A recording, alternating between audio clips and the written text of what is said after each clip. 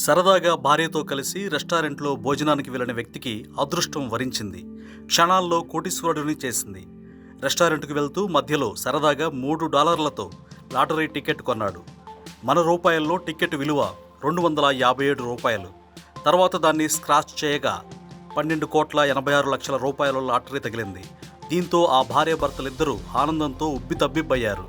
అమెరికాలోని న్యూజెర్సీలో ఈ సంఘటన జరిగింది. వాస్తవానికి ఆ భార్యాభర్తలిద్దరూ లాటరీ టికెట్ అక్కడ వద్దులే, వేరే చోట కొందామనుకున్నారు. అయితే మనసు మార్చుకొని ఒకసారి ఇక్కడే కొని చూద్దాంలే అనుకుని టికెట్ కొని స్క్రాచ్ చేశారు. మా జీవితాలను ఈ లాటరీ మార్చేసిందని, ఇక నుంచి జీవితం చాలా సాఫీగా సాగుతుందని వారన్నారు. డబ్బు మొత్తం ఒకేసారి కాకుండా సంవత్సరానికి కొంత చొప్పున 25 సంవత్సరాలు తీసుకునేలా లాటరీ నిర్వాహకులతో ఈ జంట ఒప్పందం కుదుర్చుకుంది. అయితే ఒకటి, ఎవరికో లాటరీ తగిలిందని మీరు కూడా అలా పదే పదే లాటరీ టికెట్లు కొనొద్దు. కోట్ల మందిలో ఒకరికో ఇద్దరికో మాత్రమే అలా జరుగుతూ ఉంటుంది. ఎప్పుడూ మీ కష్టాన్ని నమ్ముకోండి. ఏదో ఒకరోజు మీరు కూడా కోటీశ్వరులవుతారు.